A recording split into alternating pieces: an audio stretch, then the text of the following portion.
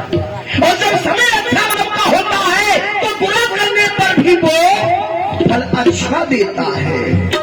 तो क्या मैं समय का उस समय यही समझू कि वो विपरीत था? इसका दोष क्या समय को दिया जाए या विधाता को दिया जाए या अपने भाग्य को दिया जाए या तुम लोगों को दिया जाए? इतना ही नहीं, वो बच्चा गोकुल गांव में चला गया, धीरे धीरे छोटे से बड़ा हुआ। जब बड़ा हुआ तो घर में माखन मिश्री की चोरी करने लगा। वो वृंदावनवासी आज भी मेरी मथुरा में दही दूध बेच करके अपना जीवन यापन करते हैं। मगर उन बच्चों ने कहा कि कंस में या हमारे यहां से कोई नहीं जाएगा। उस छोटे बच्चे का इतना बड़ा शासन, उसका क्या अद्भुत चमत्कार है ऐसा? दही दूध मथुरा आने से रोक दिया। जो दही दूध से हमारे जमुना नाम के कुंड भरे रहते थे, वो आज दोनों ही कुंड सूखे हुए पड़े हैं। जिसने कभी हमारी महारानी असली और प्राप्ति जब इच्छा करती थी तो दही से अपना बाल साफ किया करती थी, मगर आज वो महारानी का मनोरथ भी पूर्ण नहीं होता है, वो भी कुंड खाली पड़ा हुआ है। आओ बैठो, सब सभासदों में स्वागत सबका करता हूँ। आप सब मेरे सलाहकारी महामंत्री हैं। मैं आप सबसे आज एक सलाह चाहता हूँ और उचित समय पर मुझे उचित ही मंत्रणा देना।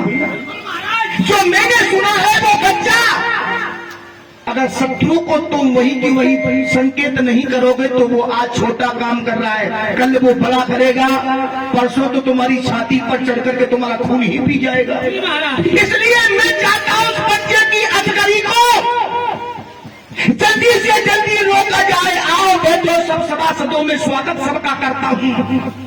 कुछ परामर्श की बातें हैं, वो प्रस्ताव सामने रखता हूं। परामर्श चाहता हूं तुम लोगों से कि वो मेरा जीवन कहती, वो भगोड़ा प्रतिबंधन का उन गोपियों का ब्रह्म बना वो छोटा कन्हैया है। वो उन लोगों के बीच में अपनी ठाकुर लीला कर रहा है। अरे वाह, बड़े लंबे चौड़े प्रवचन करता है। धोने वाले लोगों को इकट्ठा करके वो कहता है एक है ब्रह्म द्वितीय नास्ति एंड ब्रह्मास्मि, अपने आप को ब्रह्म कहता है। गोपी जमुना स्नान करने के लिए जाती है तो चुपके चुपके धीरे धीरे वो जमुना तट पर जाता है। गोपियों के वस्त्रों को झट कदम पर चढ़ता है।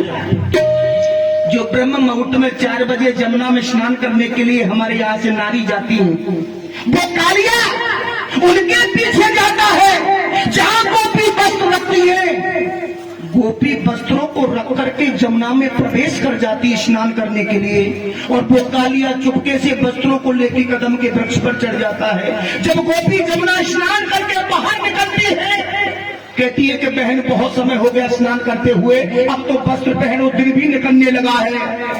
तो जैसे वस्त्रों को देखती है तो वस्त्र पार पर उन्हें पाते नहीं है। विचार करती है कि वस्त्रों को कौन ले गया?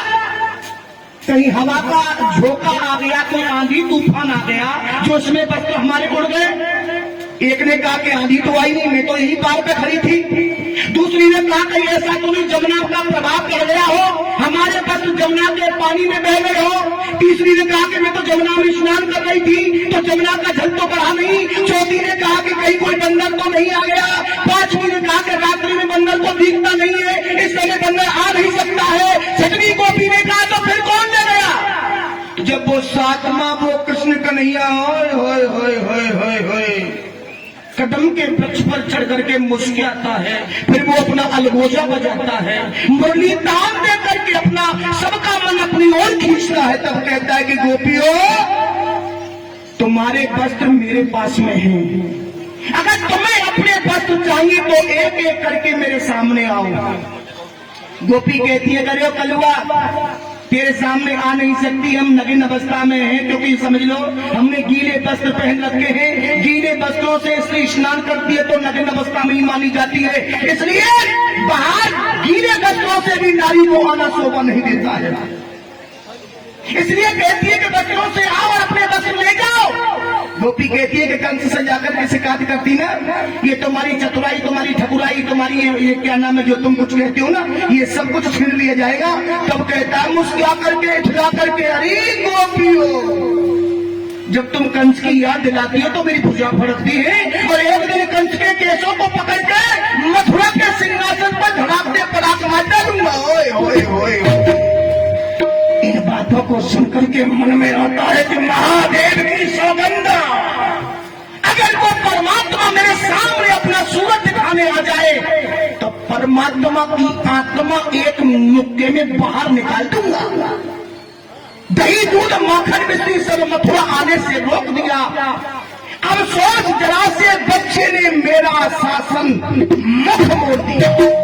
मथुरा में शासन चलता था, ब्रज में मेरा शासन चलता था। आज लोग मानते हैं, कुछ नहीं मानते हैं। कुछ किसी से कहता हूं तो मस्तक झुका करके चले जाते हैं। वो क्या? उस बच्चे के कारण अराजकता मेरे राज्य में फैलना शुरू हो गया है। तो मेरे वीरों, आप सब अपने अपने मत से बताओ कि मैं इस बच्चे को मारना चाहता हूं, और मारने का उपाय भी इस प्रकार से कि हमारी बात हुई तो बात रहे, और बात में कोई लपेट पड़े ना, वो तीर नहीं, शमशीर नहीं, सांप मरे लाठी टूटे, दुश्मन भी मर जाए और कोई पड़ोसी जानने भी ना पाए, ऐसा उपाय बताओ। मंत्री जी बताओ। मथुरेश, जब जब ये सभा लगाई जाती है तो उस कालिया कृष्ण के लिए लगाई जाती है। अच्छा, ये कालिया कृष्ण अभी तक हमारे मरने में नहीं आया है। यहाँ से एक बड़ा योद्धा उस कालिया कृष्ण को मारने के लिए गया, पर उस बच्चे ने खेल ही खेल में हमारे सभी योद्धाओं को समाप्त करना में ही बहादुर महाराज। अरे वाह, तेरी सलाह देखा, ये सलाहकार है। अपराधी है एक और दंडित हो वहां पर अनेक। जी महाराज। अपराध करने वाला वो कृष्ण, और सारे ब्रज को सजा दी जाए तो लोग क्या कहेंगे कि कंस ने ठीक नहीं किया, बहुत बड़ा अन्याय किया। जो दोषी थे वो भी मारे गए, जो निर्दोष थे वो भी मारे गए। और वो ब्रज मेरी प्रजा है, अगर ब्रज नहीं होगी तो मेरा क्या स्तुत होगा? जब प्रजा नहीं राजा के लिए तो राजा का क्या स्तुत है? और मगर एक बात याद रखना, राम और गाम ये दो गढ़ सामने चढ़ करके आ जाए तो किसी की मजाल नहीं, उनसे फतेह और विजय पा जाए, क्योंकि प्रजा के आंसुओं पर मेरी राजधानी है। इन आंसुओं को कैसे कह दूं कि वो आंसू नहीं पानी है? ये करेंगे संगठन सब लोग सारे, जो अपनी आवाजें मिला देंगे, सारे के सारे मिलकर के मेरे शासन को हिला देंगे। अगर यहाँ आगे चढ़ करके तो जवाब देना दुश्वार हो जाएगा। महामंत्री, तेरा क्या विचार है? देखिए महाराज, सारे ब्रज को बहा देना तो अच्छी बात नहीं है, इसलिए हमारे समझ में तो एक बात आती है। तुम्हारी समझ में क्या आ रहा है? आप अपने गुरुजी का ध्यान करिए और वो गुरुजी ही आपको कोई रास्ता बताएंगे। ये तो फिर मेरी समझ में भी पीछे था कि जब तुम बुद्धिमताओं से कुछ नहीं निकल पाएगा, क्योंकि एक से एक मंत्री, महामंत्री, उपमंत्री, खाद्य मंत्री सभी जो है व्यवस्था पर आरूढ़ रहते हैं।